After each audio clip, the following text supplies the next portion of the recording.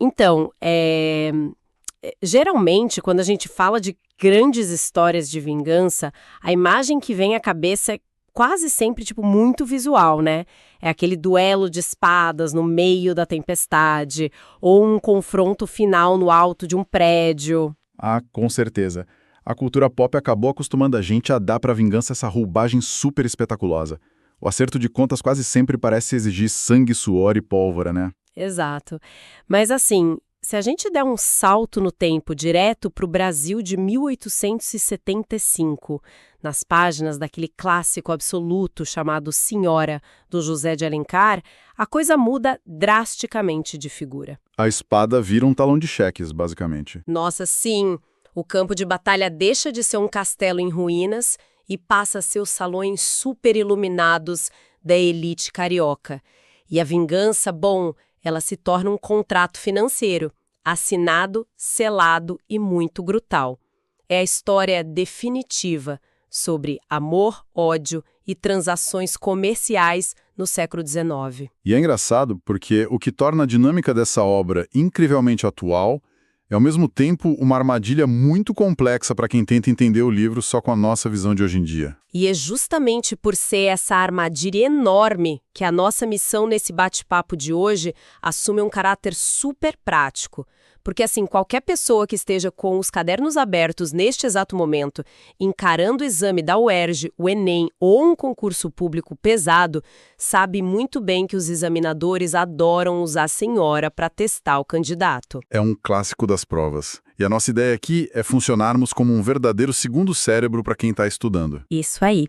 A gente vai extrair as engrenagens desse enredo, destrinchar essa estrutura literária que confunde muita gente e entregar toda a crítica social que o autor embutiu na obra, bem mastigada. E para fazer isso, o material que fundamenta a nossa análise de hoje reúne videoaulas focadas em métodos das bancas examinadoras, críticas literárias mais densas, tipo os textos do Antônio Cândido, e artigos educacionais incríveis que situam a obra no momento histórico dela. A intenção é não só mostrar fofoca do livro, mas os mecanismos por trás de cada escolha ali do autor. Então, vão direto ao motor da história, porque o enredo opera, literalmente, sob a lógica de uma negociação mercantil. A gente tem a protagonista, a Aurélia Camargo, Que no começo é uma moça de origem bem humilde. exatamente, órfã, cuja única riqueza real é uma paixão gigantesca por um rapaz da sociedade chamado Fernando Seixas. E esse Fernando exige uma análise muito cuidadosa de quem está estudando. Ele não é só um personagem, sabe? Ele funciona meio que como sintoma de uma doença social muito específica do Segundo Reinado. Ele é o que a gente pode chamar de leão de chácara da alta roda. Como assim um leão de chácara? É que, fora de casa, ele ostenta um luxo absurdo. Ele veste roupas importadas, vai aos teatros mais caros, é tratado como um verdadeiro lorde. Só que dentro da própria casa, a realidade é outra. É super precária. Ah, o famoso ostenta, mas não tem onde cair morto. Perfeito, é bem isso. A mãe e as duas irmãs dele vivem na miséria.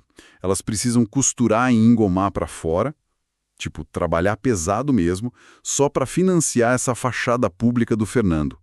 Ele personifica muito bem uma sociedade que valoriza a aparência e ignora a substância. E é justamente dessa contradição que nasce o problema todo, porque o Fernando percebe que, se ele casar por amor com a Aurélia, que é pobre, isso seria o fim do projeto de ascensão social dele. A ambição acaba falando mais alto. E ele simplesmente abandona a Aurélia. Do nada. Ele larga ela para noivar com outra moça, a Adelaide Amaral, e o motivo tem um número exato na obra, que é um dote de 30 mil contos de réis. A troca é feita a sangue frio mesmo, ele substitui afeto por capital. E olha, na mentalidade daquele círculo social da época, esse movimento era visto como uma estratégia quase que natural. O casamento ali funcionava como uma ferramenta de capitalização. Mas, claro, a literatura exige um contraponto. O destino da Aurélia sofre uma guinada que inverte completamente o tabuleiro. Uma virada daquelas, estilo novela. O avô da Aurélia, que passou a vida inteira renegando a mãe dela por ser pobre, morre. E aí ele deixa para a neta uma herança colossal de 100 mil contos de réis. A moça, que antes era invisível, vira milionária da noite para o dia. Ela passa a ser rainha dos salões, né? O maior alvo de cobiça do Rio de Janeiro. Uhum. E em vez de perdoar o ex ou seguir a vida, ela usa essa montanha de dinheiro para arquitetar uma punição milimetricamente calculada. É aí que a ingenuidade dela some, dando lugar a uma mentalidade muito corporativa. Ela usa o tutor dela, o tio Lemos, que, aliás, atua na trama quase como um corretor da Bolsa de Valores matrimonial. Nossa, sim, o tio Lemos é o corretor perfeito. Pois é. E através dele, a Aurélia decide literalmente comprar o antigo amor. Ela oferece para o Fernando um dote que esmaga o anterior, os tais 100 mil contos de réis, mas impõe uma cláusula fortíssima. A identidade da noiva tem que ficar em absoluto sigilo até as vésperas da cerimônia. Vamos desempacotar isso, porque trazendo para o nosso contexto de hoje, isso tem a mesma voltagem daqueles K-dramas, os doramas modernos, de inimigos que se apaixonam. Ou um reality show de casamento às cegas elevado à 10ª potência. Exato. Só que no lugar dos votos românticos fofinhos, eles assinam um documento onde um ser humano adquire o outro. E a genialidade do livro, para quem vai fazer uma prova, não está só na trama, mas em como a estrutura do livro imita esse contrato financeiro. Isso é fundamental de lembrar na hora da prova. O José de Alencar dividiu a narrativa em 4 partes com títulos puramente do jargão mercantil: o preço, quitação, posse e resgate. Só nome de boleto. Literalmente. E essa estrutura em 4 blocos comerciais não é um acidente, tá? É a prova material da crítica do Alencar. Ele esfrega na cara da elite da época que o casamento no século XIX tinha se corrompido. Virou uma vitrine onde as pessoas tinham etiqueta de preço. E a narrativa reforça isso de um jeito muito interessante, usando aquele mecanismo do tempo psicológico.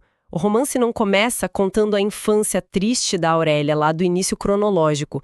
Ele já começa no topo da montanha-russa, na fase o preço, com ela milionária negociando o marido. Só depois, lá na parte da quitação, é que a narrativa faz um flashback enorme para explicar de onde veio todo aquele rancor. E em quebrar essa linha do tempo, o livro obriga a gente a assistir à transação financeira fria antes mesmo de sentirmos pena da protagonista. A gente julga o negócio primeiro e entende os sentimentos depois, o que já nos leva direto para um dos maiores nós táticos para o candidato. A classificação literária. Isso, porque nos livros didáticos, Senhora está lá na prateleira do romantismo. E aí que o pessoal se confunde. Porque, na verdade, Senhora é uma obra de transição, e é por isso que as bancas amam cobrar. A estética externa, a embalagem do livro, é romântica, mas a alma da história, o núcleo ali, já pulsa com realismo. É quase um cavalo de Troia literário. Essa imagem do cavalo de Troia é perfeita. A casquinha de madeira ali fora era o que a sociedade aplaudia. A heroína bonita, idealizada, o amor ardente, aqueles diálogos super poéticos. Mas os soldados escondidos dentro do cavalo eram puramente realistas. A ganância, a hipocrisia, a precificação das relações. A idealização romântica não sobrevive quando chegam as contas para pagar. Uhum. E, no realismo, a gente sabe que os personagens deixam de ser só bons ou só maus. A Aurélia, por exemplo, ela é inteligente, calculista, ela oprime e humilha o Fernando. Ela inverte aquele papel de mocinha submissa, né? E o Fernando não é um vilão de novela que dá risada maligna. Ele é só um homem medíocre, vaidoso e cheio de falhas.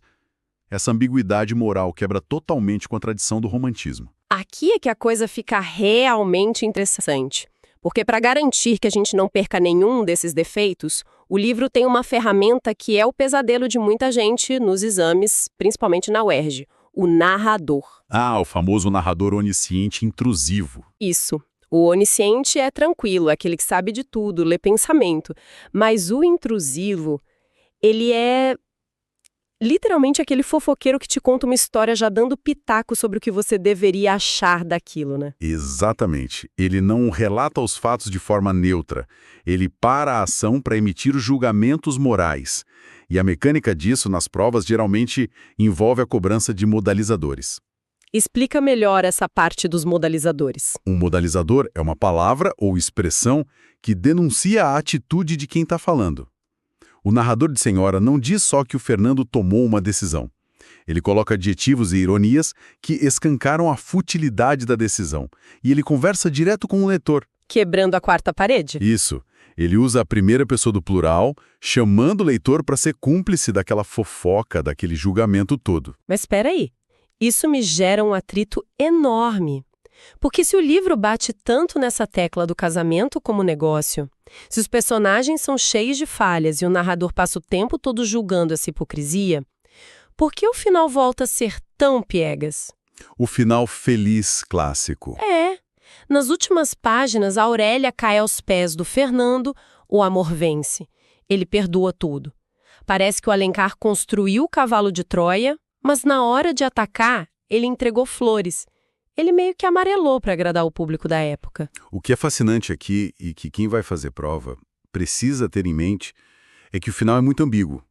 A leitura superficial é de que é só um final romântico fofinho. Mas a engenharia da obra é mais profunda. O capital nunca sai de cena. Ah, por causa do testamento. Exato. A reconciliação só acontece depois de uma revelação puramente contratual.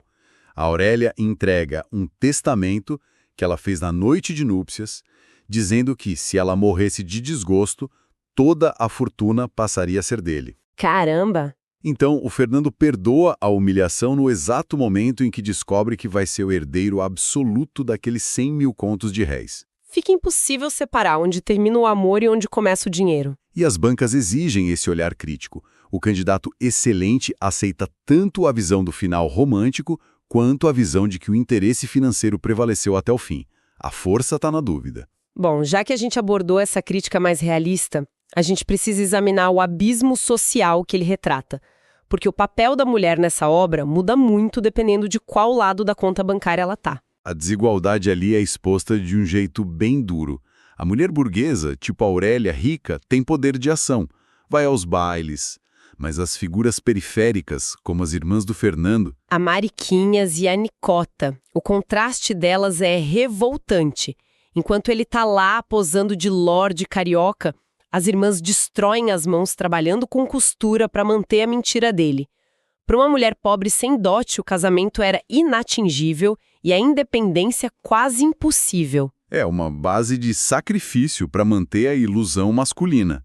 E analisando as relações de poder, a gente esbarra na metáfora mais controversa do livro, na noite de núpcias. Quando ela revela que comprou ele e ele se autodenomina um escravo branco, né? Um homem vendido. Sim, e aqui precisamos de muita imparcialidade histórica. O José de Alencar era um político conservador, monarquista, que se opunha à abolição imediata da escravidão. Então ele usar essa metáfora para descrever um homem branco e privilegiado, sofrendo a dita humilhação de ser propriedade... É bizarro para os nossos olhos hoje. É complexo, contraditório e altamente questionável. Ele ignora a brutalidade real do sistema escravocrata para ilustrar um drama burguês. Para o exame, entender essa limitação sociológica do autor é essencial. E isso me leva a uma pergunta sobre o empoderamento feminino da Aurélia. Então, o que isso tudo significa? Ela inverte as regras do jogo usando dinheiro. Mas ao cair aos pés do Fernando no final e chamá-lo de meu senhor, ela realmente venceu o sistema ou foi só domesticada por ele? Excelente ponto. As fontes literárias levantam basicamente 3 interpretações, e conhecer as 3 salva qualquer redação ou questão discursiva. A primeira é a visão romântica. É a vitória do amor. Ela quebra o orgulho dele para reconstruir um homem de honra. Certo. E a segunda?